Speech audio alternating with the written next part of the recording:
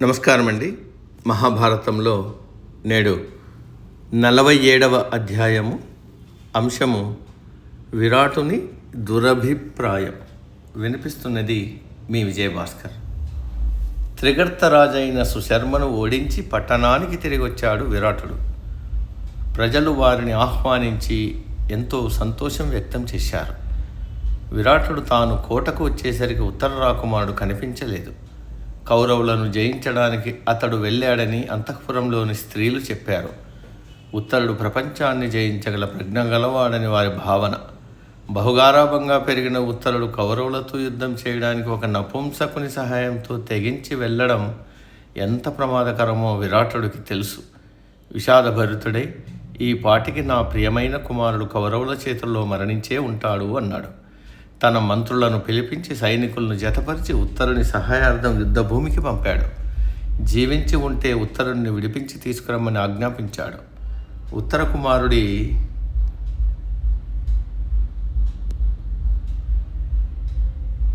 సమాచారం కనుక్కొని రమ్మని బాలభటులను కూడా ప్రత్యేకంగా పంపాడు.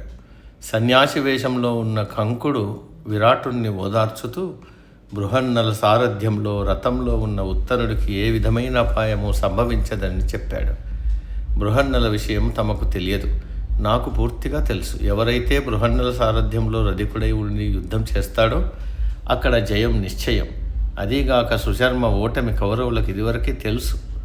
వారి పాటికి తిరిగి వెళ్ళిపోయి ఉంటారు అన్నాడు కంకుడు. ఈలోగా యుద్ధభూమి నుంచి వచ్చిన విరాటుడి సేవకులు ఉత్తర కుమారుడు కౌరవసేనను ఓడించి పశువులను స్వాధీనపరుచుకున్నాడనే వార్తను విరాటుని చెవిన వేశారు. కుమారుడంటే ఎంతో ప్రేమ ఉన్నప్పటికీ ఈ విజయం నిజమేనా అనే అనుమానం ఆయనలో తలెత్తింది.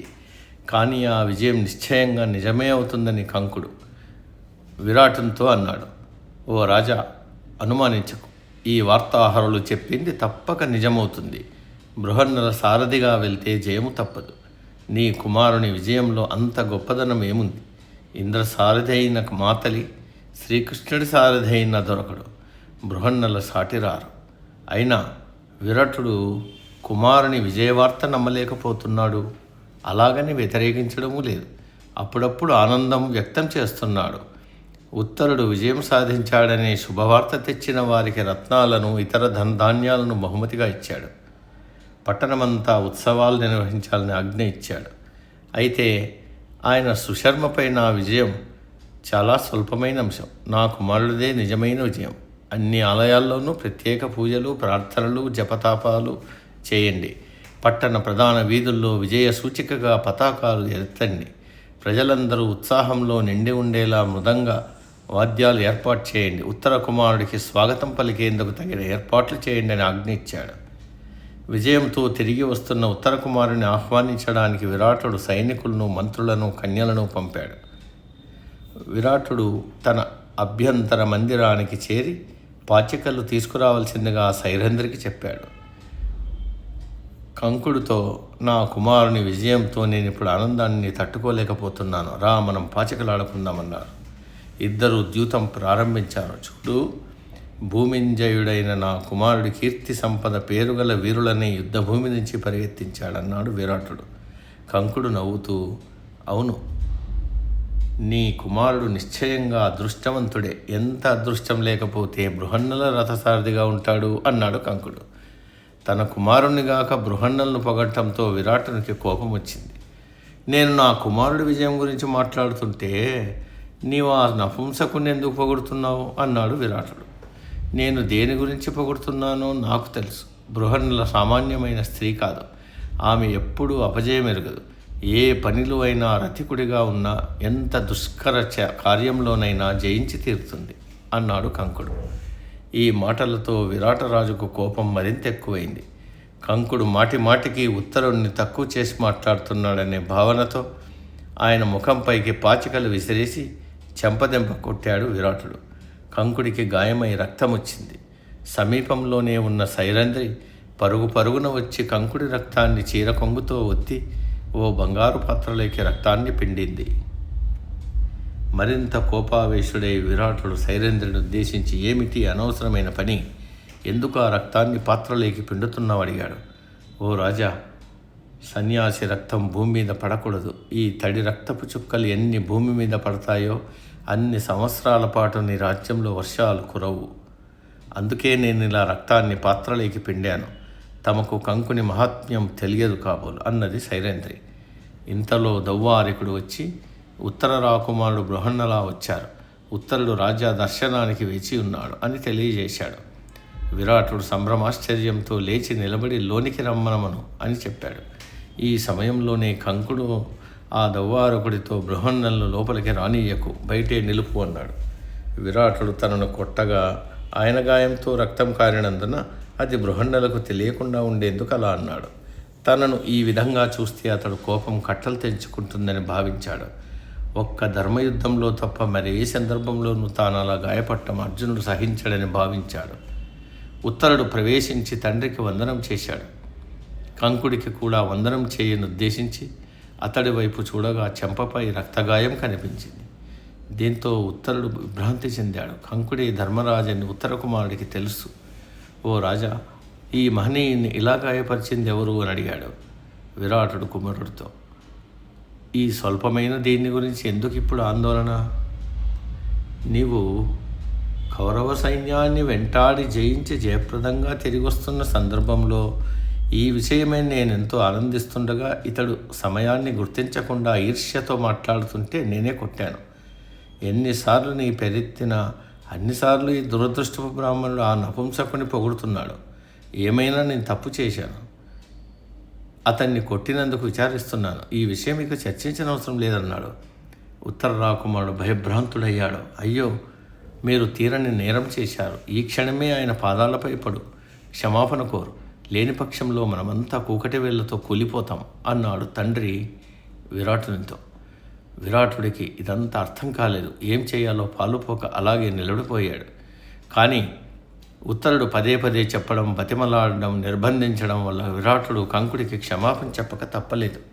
కంకుడు ముందు తల వంచి నమ్రతతో తన తప్పును క్షమించాల్సిందిగా కోరాడు. తరువాత కుమారుణ్ణి కౌగిలించుకున్నాడు. కుమారా, నీవు నిశ్చయంగా వీరుడవు. నీ వృత్తాంతమంతా వినడానికి నేనెంతో ఆతృతతో ఉన్నాను. నీవు ఎలా కౌరవ సైన్యాన్ని ఓడించావు, ఎలా ఆవులను మరలించి తెచ్చావని ప్రశ్నించాడు. ఉత్తరుడు తన తలను దించుకుని, నేను ఏ సేనను జయించలేదు, ఏ ఆవులను మరలించి తేలేదు. ఆ పనంతా ఓ దేవకుమారుడు చేశాడు. అతడు మన పని తనదిగానే భావించి నన్ను బతికించాడు. కౌరవ సైనికులను ఓడించి పరిగెత్తించాడు. మన ఆలమందలను మరలించి తెచ్చాడు. నేనేమీ చేయలేదు అన్నాడు. వీటిని విరాటుడు నమ్మలేకపోయాడు. ఆ దైవ కుమారుడు ఎక్కడున్నాడు? ఆ మహావీరునికి నేను వందనం చేసిన ఆ కుమారుని రక్షించినందుకు, కౌరవసేనను ఓడించినందుకు నా కృతజ్ఞతను చూపించవలసింది. అతడికి నా కుమార్తెను ఇచ్చి పెళ్లి చేస్తాను. వెళ్ళి ఆ వీరుణ్ణి తీసుకుని రా అన్నాడు విరాటుడు. ప్రస్తుతం అతడు అంతర్ధానమయ్యాడు. ఈరోజు కానీ రేపు కానీ మళ్ళీ రాగలడు అని ఉత్తర రాకుమారుడు నిజమే పలికాడు. అర్జునుడు నిజంగా దేవకుమారుడే. అప్పటికి బృహన్నలుగా అంతర్ధానమయ్యాడు. విరాటరాజు సభాంగణంలో పట్టణ ముఖ్యులందరూ కొలువుదీరి ఉత్తర రాకుమారుడి విజయాలు కీర్తించి ఒక ఉత్సవం నిర్వహించాలని నిర్ణయించారు. కంకుడు, వంటలవాడైన వల్లలుడు, బృహన్నల, తంత్రిపాలుడు, ధర్మగ్రంథుడు వీరు కూడా ఎవరూ పిలవకుండానే ఆ సభకు వచ్చి రాజుల మధ్యలో కూర్చున్నారు. కొందరు ఆశ్చర్యపోగా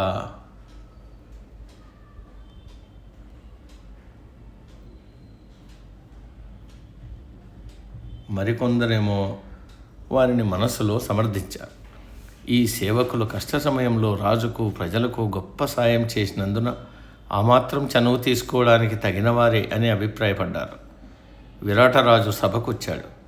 రాజపుత్రులు, పట్టణ ప్రముఖులు కూర్చుండే స్థానాల్లో కంకుడు, వల్లలుడు, బృహన్నల, తంత్రిపాలుడు, ధర్మగ్రంథుడు కూర్చుని ఉండడం చూశాడు. కోపావేశుడయ్యాడు. వారి పనికి తన అసమ్మతిని ప్రకటించాడు. దీంతో వారంతా లేచి సభా మధ్యమానికి వచ్చి విరాటరాజు కొలువులో పనిచేస్తున్న తాము పాండవులమని ప్రకటించారు. కాసేపు మ్రాన్పడిపోయాడు విరాటుడు. తెప్పరిల్లుకుని ఇన్నేళ్లుగా పాండవులు తనకు సేవ చేయడాన్ని తలుచుకుని ఆనందపరవశుడయ్యాడు. విరాటుడు యుధిష్ఠరుణ్ణి కౌగలించుకుని తన కృతజ్ఞతను తెలిపాడు. తన రాజ్యాన్ని, తన సర్వస్వాన్ని యుధిష్ఠిరుడికి ఇచ్చివేశాడు. యుధిష్ఠిరుడు స్వీకరించి తిరిగి విరాటుడికి సమర్పించాడు. విరాటుడు తన కుమార్తె అయిన ఉత్తర రాకుమార్తెను అర్జునుడికి వివాహం చేయడానికి నిశ్చయించానని తెలిపాడు. కానీ అర్జునుడు వద్దు, అలా చేయడం పద్ధతి కాదు. ఉత్తర రాకుమార్తె నా వద్ద ఆట పాట నేర్చుకుంది. నేను ఆమెకు గురువును కనుక ఆమెకు నేను తండ్రి లాంటి వాడినవుతానన్నాడు. అయితే ఆమెను తన కుమారుడైన అభిమన్యుడికి భార్యగా చేసేందుకు సమ్మతించాడు. ఇంతలో దుర్యోధనుడి వద్ద నుంచి వార్తాహరులు సభకొచ్చారు.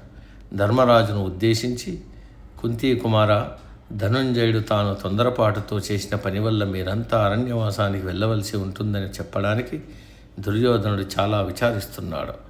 అర్జునుడు 13వ సంవత్సరం అజ్ఞాతవాసం పూర్తి కాకమునిపై తనను తాను బయట పెట్టుకున్నాడు. కావున మొదట్లో చేసుకున్న వాగ్దానం మేరకు మీరంతా మళ్ళీ 12 ఏళ్ల వనవాసం చేయాల్సి ఉంటుంది అని ప్రకటించాడు వార్తాహరుడు. ఈ మాటకు యుధిష్ఠిరుడు నవ్వాడు. ఓయి వార్తాహరులారా, మీరు వెళ్ళి దుర్యోధనుడితో ఈ విషయం చెప్పండి. గౌరవనీయులైన భీష్మాదులను ఖగోళ శాస్త్రజ్ఞులను సంప్రదించి వనవాసము అజ్ఞాతవాసము ముగింపు సక్రమంగా జరిగింది లేనిది తెలుసుకోమని చెప్పండి. నీ సైన్యంపైకి ధనుంజయుడి గాంధీవం ప్రయోగించడానికి ముందే మా వనవాసము అజ్ఞాతవాసము పూర్తయిందని చెప్పండి అన్నాడు యుధిష్ఠిరుడు. సమాప్తం. సర్వే జన సుఖినో భవంతు.